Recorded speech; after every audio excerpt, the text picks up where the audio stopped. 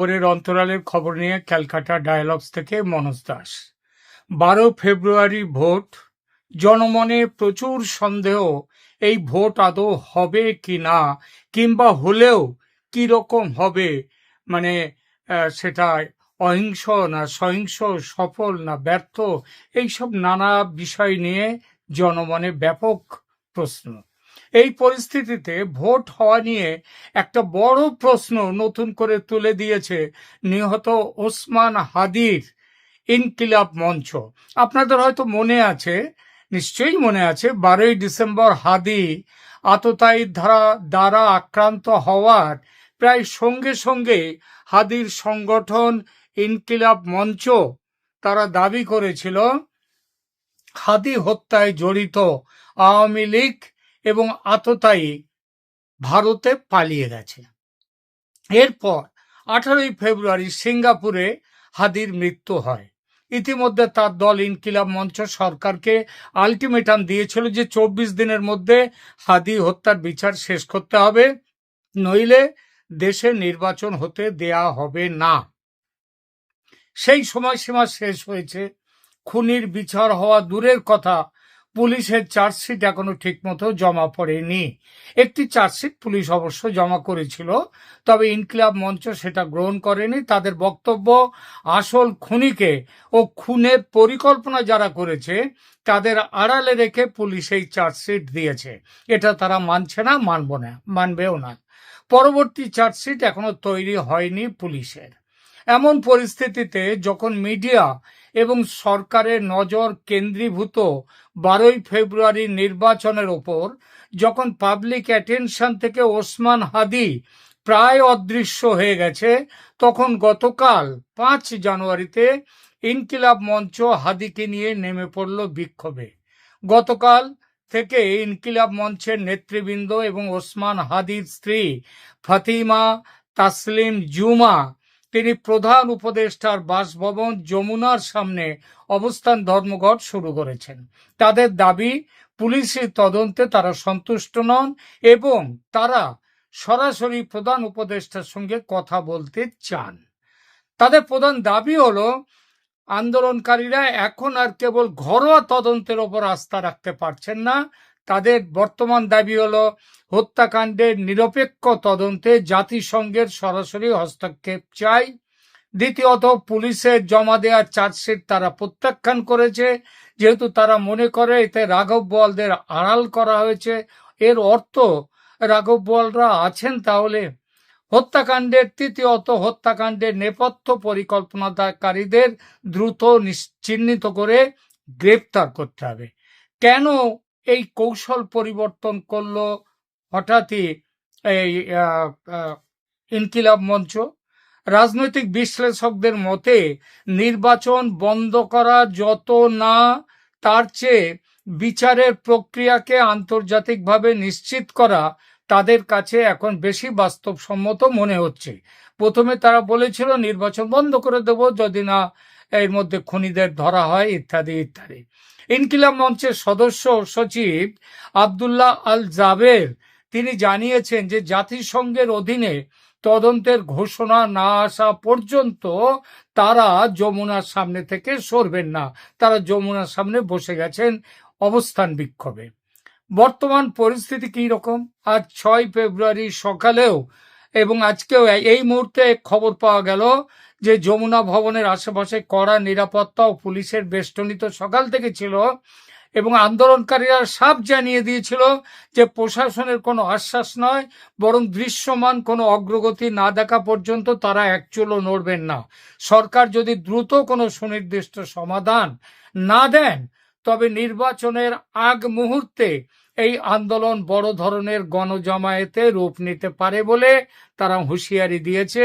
এবং সর্বশেষ পাওয়া খবরে জানা যাচ্ছে যে সেখানে পুলিশের সাথে, ইউনূস বাহিনীর সাথে, মানে পুলিশের সাথে সাথে শোনা যাচ্ছে যে জামাতেরও তারা ছাত্র শিবিরের লোকজন সেখানে চলে গেছে, তারা লাঠি সোঁটা নিয়ে গেছে এবং তাদের সাথে ওখানে লড়াই শুরু হয়ে গেছে। এটা গত রাতে যদিও সরকার সিদ্ধান্ত নিয়েছে রাষ্ট্রসংঘকে তাদের দায়িত্ব দেওয়ার অনুরোধ জানানো হবে। তবে সরকারের এই ঘোষণা কিন্তু আন্দোলনকারীদের খুশি করতে পারেনি।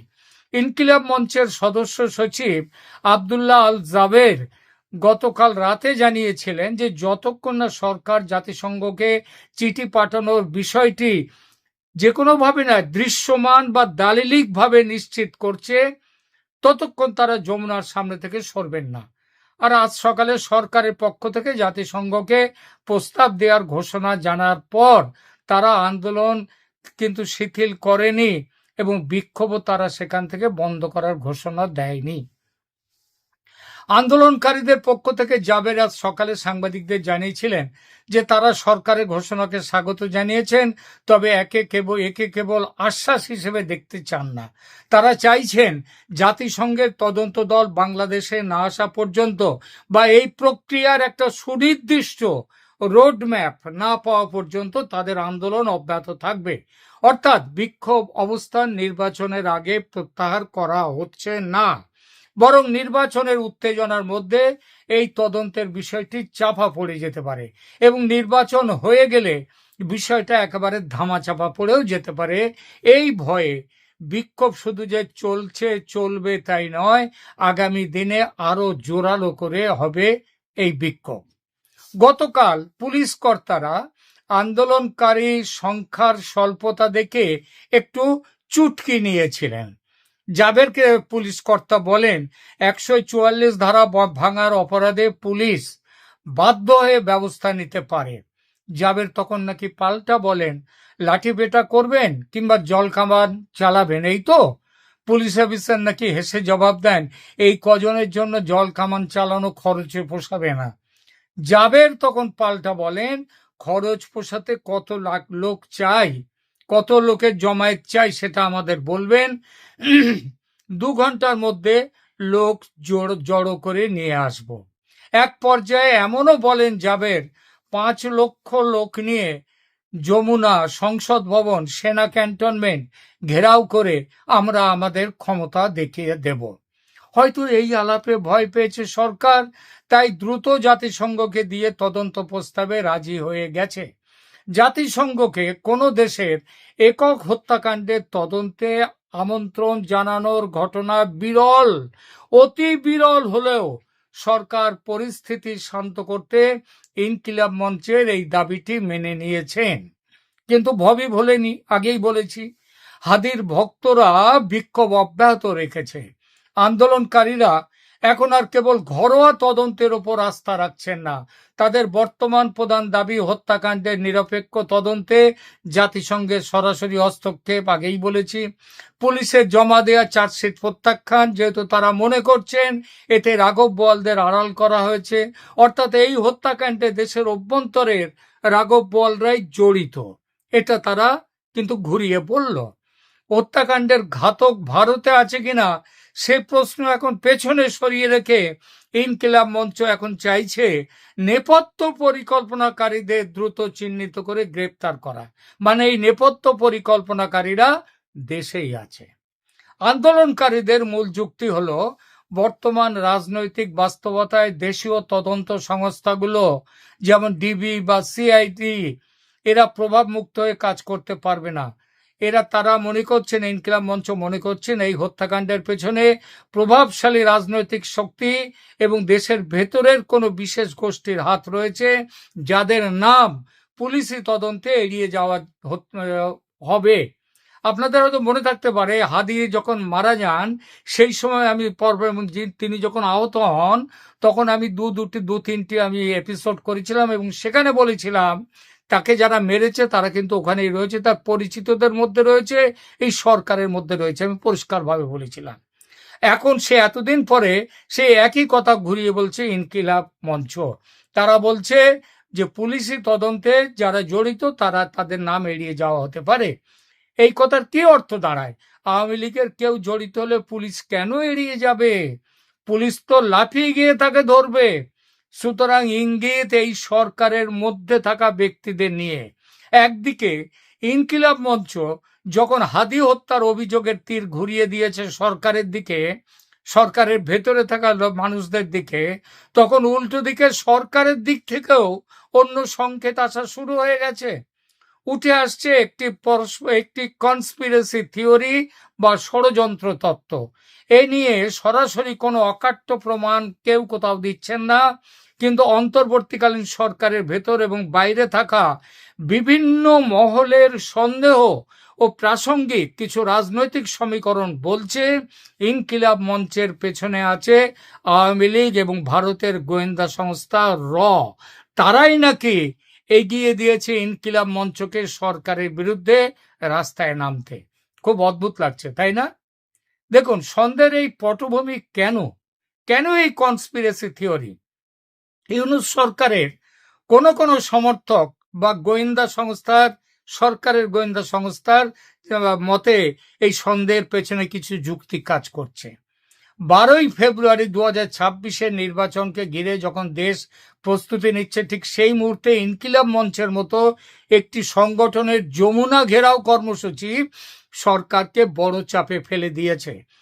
এবং যারা সন্দেহ করছেন যে এর পেছনে ভারত কিংবা রয়ের হাত আছে, তারা মনে করেন যদি এই আন্দোলনের ফলে বড় কোনো সংঘর্ষ ঘটে, তবে সরকার দেশে জরুরি অবস্থা জারি করতে বা নির্বাচন পিছিয়ে দিতে বাধ্য হবে, যা আদতে আওয়ামী লীগের জন্য কৌশলগত সুবিধে বয়ে নিয়ে আসবে।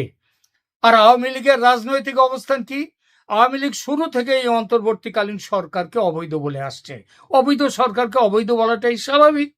নির্বাচন ভণ্ডুল হওয়া বা অস্থিতিশীল পরিবেশ তৈরি হওয়া তাদের জন্য পুনরায় রাজনীতিতে ফেরার একটা সুযোগ তৈরি করে দিতে পারে। এবং এবং ভারতের যোগসূত্র নেই গুঞ্জন এ কারণেই। বাংলাদেশের রাজনীতিতে ভারতের গোয়েন্দা সংস্থা রর প্রভাব নিয়ে দীর্ঘদিন, মানে ওই যে আপনারা নিশ্চয়ই বুঝতে পেরেছেন আমি যেটা বলছি, রিসার্চ অ্যান্ড অ্যানালিসিস উইং, তার প্রভাব নিয়ে দীর্ঘদিনের একটা বিতর্ক রয়েছে। যাই কিছু হয়, সব যা কিছু ঘটে গিন্নি বটে, গিন্নি বলেন কেষ্টা বেটাই চোর। তো এখানেও হয়েছে তাই। যাই ঘটুক না বাংলাদেশে, তার পেছনে রয়ের হাত দেখা হয়। বর্তমান প্রেক্ষাপটেও সন্দেহ করা হচ্ছে যে ভারতের স্বার্থে বাংলাদেশে একটি স্থিতিশীল কিন্তু বন্ধুত্বপূর্ণ সরকার প্রয়োজন। যদি বর্তমান সরকার নির্বাচনের মাধ্যমে বড় পরিবর্তনের দিকে যায় এবং সেই যাওয়াটা যদি ভারতের অনুকূলে না হয়, তবে অস্থিতিশীলতা তৈরি করে সেই প্রক্রিয়াকে বিলম্বিত করা বা নিয়ন্ত্রণ করার চেষ্টা ভারতের থাকতেই পারে। আর এই লক্ষ্যগুলোকে সামনে রেখে ইনকিলাব মঞ্চকে নাকি খাড়া করেছে এবং আওয়ামী লীগ। তাদের মতে ইনকিলাব মঞ্চ বর্তমানে চর বা দালালে পরিণত হয়েছে এই আওয়ামী লীগ এবং ভারতের। তবে এখানেও কিছু প্রশ্ন আছে। ইনকিলাব মঞ্চ নিজেই ভারত বিরোধী অবস্থানের জন্য পরিচিত। তারা প্রায়ই ভারতীয় আধিপত্যবাদের বিরুদ্ধে কঠোর বক্তব্য দেয়। তাই তাদের সঙ্গে রয়ের যোগসাজশের তত্ত্বটি কিন্তু খুব একটা মেনে নেওয়া যায় না। একই সঙ্গে আওয়ামী লীগের সঙ্গেও যে ইনকিলাব মঞ্চের ইতিহাসটাও কিন্তু খুব একটা সুবিধের নয়, ভালো নয়। ইনকিলাব মঞ্চ মূলত আওয়ামী লীগ বিরোধী একটা প্ল্যাটফর্ম। তারা জুলাই গণ অভ্যুত্থানে অন্যতম সক্রিয় শক্তি ছিল এবং আওয়ামী লীগকে নিষিদ্ধ করার দাবিতে তারা সোচ্চার ছিল। শরীফ ওসমান হাদি হত্যাকাণ্ডের জন্য তারা সরাসরি আওয়ামী লীগ ও তাদের সহযোগীদের দায়ী করে আসছে। ভারতে খুনির পালাবার কথা তারাই বলেছে। কিন্তু সরকারের তরফ থেকে উপদেষ্টা নাহিদ ইসলাম বা মাহফুজ আলমরা বিভিন্ন সময়ে তৃতীয় পক্ষের ষড়যন্ত্র নিয়ে সতর্ক করেছেন। তবে তারা সুনির্দিষ্টভাবে ইনকিলাব মঞ্চকে আওয়ামী লীগ বা ভারতের এজেন্ট হিসেবে সরাসরি অভিযুক্ত করেননি এখনো। কিন্তু সন্দেহের একটা কাঁটা তাদের কথার মধ্যে আছে এবং সে কাঁটা কিন্তু ইনকিলাব মঞ্চকে লক্ষ্য করেই। মনে রাখতে হবে, হাদি কিন্তু ঢাকা ৮ আসন থেকে এনসিপি বা জামাতের বিরুদ্ধে স্বতন্ত্র প্রার্থী হিসেবে লড়াইয়ের প্রস্তুতি নিচ্ছিলেন। এবং এটাও মনে রাখতে হবে, এমন অনেক ঘটনা ইতিহাসে ঘটেছে যে আপাতভাবে প্রচণ্ড শত্রুতা, কিন্তু আড়ালে গভীর সম্পর্ক এবং যোগাযোগ থাকে অনেকের মধ্যে। অর্থাৎ আপাত শত্রুতা হয় গোপন সম্পর্ক আড়াল করার জন্যে। যেভাবে হাদির হত্যার সঙ্গে সঙ্গে আওয়ামী লীগ ও ভারতকে জড়িয়ে অভিযোগে নেমে পড়েছে ইনকিলাব মঞ্চ প্রমাণ ছাড়াই, তাতে এমন সম্ভাবনা উঠেই যায়। রাজনীতিতে একটি অত্যন্ত গভীর ও জটিল দিক হলো এটা। রাষ্ট্রবিজ্ঞানে একে কি বলে জানেন? একে বলে ফলস ফ্ল্যাগ অপারেশন বা নিয়ন্ত্রিত বিরোধিতা, কন্ট্রোলড অপোজিশন। ওসমান হাদির হত্যাকাণ্ডের পর ইনকিলাব মঞ্চের ভূমিকা নিয়ে যে সন্দেহগুলো জোরালো হচ্ছে তা যুক্তিহীন এমন নয়। প্রথমত, প্রমাণহীন দ্রুত অভিযোগ। হত্যাকাণ্ডের তদন্ত যখন শুরুই হয়নি, সঙ্গে সঙ্গেই প্রায় বলেছে যে এটা ভারত করেছে এবং আওয়ামী লীগ করেছে। তাদেরকে ভারত এবং লীগকে জড়িয়ে আক্রমণাত্মক প্রচারণা চালানো, এটা অনেককে ভাবিয়ে তুলেছে। যদি এটা সত্যি আওয়ামী লীগের কাজ হতো, তবে তারা সাধারণত এ ধরনের চাঞ্চল্যকর খুনের দায় নিতে প্রত্যক্ষভাবে যেভাবে খুন হয়েছে ওইভাবে খুন করতেন না। অভিযোগের তীরের অভিমুখ এমনভাবে সেট করা হয়েছে যা সাধারণ মানুষের আবেগকে, মানে ভারত বিরোধিতাকে খুব সহজে উস্কে দেয়। সমালোচকরা মনে করেন এটা পরবর্তীকালে একটা কন্ট্যাক্টে আসার, কিংবা হয়তো কন্ট্যাক্ট ততক্ষণে হয়ে গেছে, সেই জন্যই এই জিনিসটা করা হয়েছে, জনমনে একটা অস্থিরতা তৈরির চেষ্টা, এবং এই চেষ্টার মাধ্যমে 12ই ফেব্রুয়ারির নির্বাচনকে অনিশ্চিত করে দেয়া। দ্বিতীয়ত, কেন রাগ ইনকিলাব মঞ্চের? কারণ ক্ষমতার মধু ও বঞ্চনার তত্ত্ব। ইনকিলাব মঞ্চ মূলত জুলাই গণ অভ্যুত্থানের মাধ্যমে সামনে আসা একটা শক্তি। অনেকের মতে গণ অভ্যুত্থানের পর যখন উপদেষ্টা পরিষদে বা রাষ্ট্রীয় নীতি নির্ধারণে ইনকিলাব মঞ্চকে কোনো গুরুত্ব দেয়া হয়নি, তখন থেকেই তাদের মধ্যে ক্ষোভ তৈরি হয়েছে, আর এজন্য তারা নিয়েছে একটা বিপরীতমুখী অবস্থান। সবার আগে বাংলাদেশ বা আধিপত্যবাদ বিরোধিতার নাম দিয়ে তারা এমন এক উগ্র অবস্থান নিচ্ছে যা প্রকারান্তরে ইউনূস সরকারকে অস্থিতিশীল করছে, সরকারকে বিব্রত করতে জাতিসংঘের তদন্ত দাবি করছে। আলোচনা শেষ করি।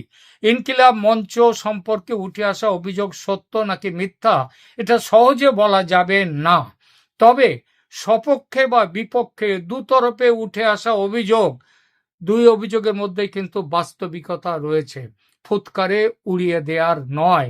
আর নয় বলে আজকে এই কিছু আগে পাওয়ার খবর, যা একটুখানি বলেছি, সেটা হচ্ছে ইনকিলাব মঞ্চের উপরে ঝাঁপিয়ে পড়েছে মানে পুলিশ বাহিনী, প্রতিরক্ষা বাহিনী, এবং সঙ্গে তাদের থেকে বেশিভাবে ছুটে এসছে জামাতের ছাত্র শিবিরের লোকজন। ইতিমধ্যে যমুনার ওখানে মারামারি শুরু হয়ে গেছে এবং রীতিমতো